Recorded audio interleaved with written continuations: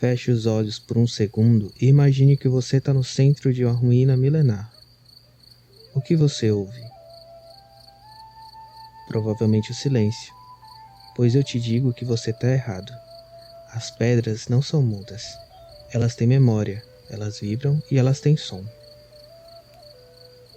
Por séculos, a arqueologia focou no que podemos ver, mas uma nova e fascinante ciência chamada arqueoacústica está provando que, para entender nossos ancestrais, não basta olhar para as paredes.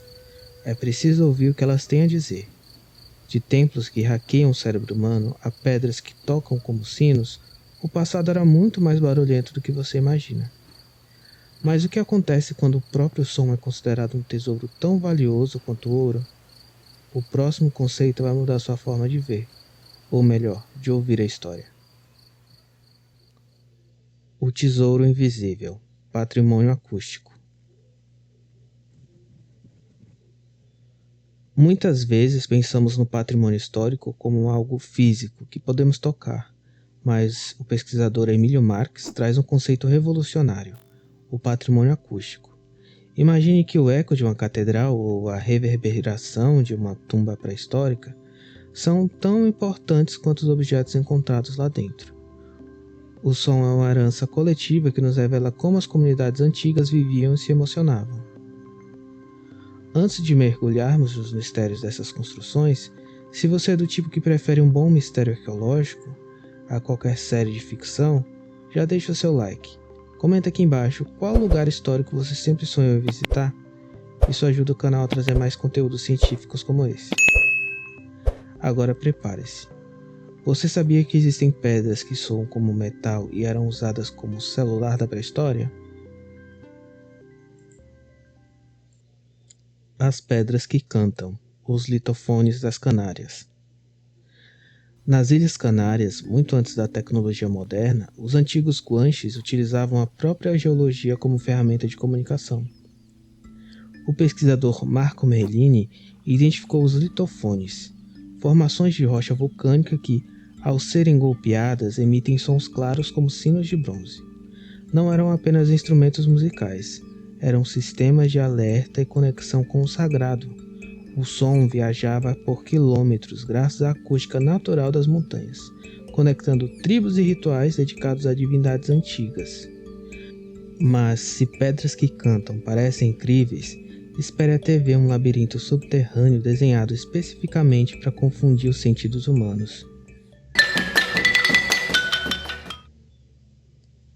Engenharia do Transe, Chavin de Huántar.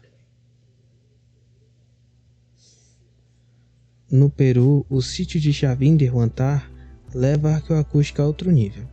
A pesquisadora Miriam Collar descobriu que as galerias internas foram construídas com uma precisão acústica assustadora. Ao soprarem os pututos, trombetas feitas de conchas gigantes, o som era filtrado pelos túneis, criando frequências que alteravam a percepção de quem estava lá dentro. Era um design sensorial feito para induzir estados de transe religioso. Quem entrava ali não apenas ouvia a divindade, ele sentia o som vibrando dentro dos próprios ossos. Só que essa manipulação sonora não parou nos Andes. Na Europa medieval, o único objeto de bronze era capaz de controlar o tempo e a mente de uma cidade inteira. O som do poder, a campana de Abade Samson.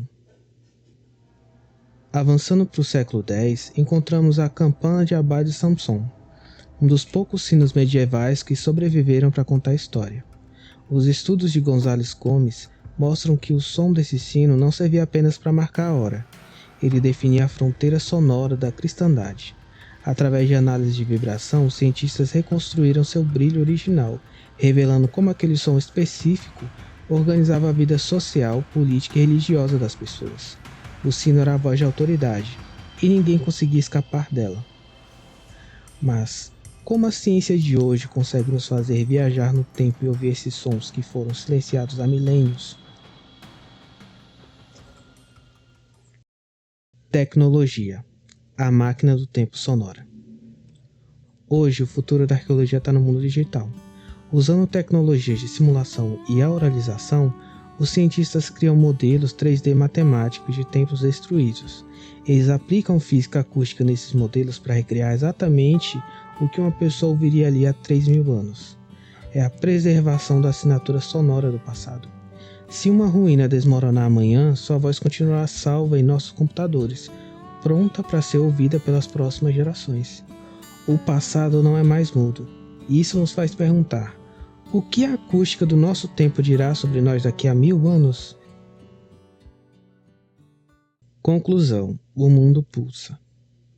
A arqueoacústica nos ensina que o mundo antigo era vibrante, barulhento e estrategicamente planejado para ser ouvido. Cada eco tinha um propósito. Da próxima vez que você estiver em um local histórico, faça um favor a si mesmo. Feche os olhos e tente ouvir o que as paredes estão sussurrando. Gostou desse mergulho sonoro? Então não se esquece de se inscrever no canal para não perder o próximo vídeo.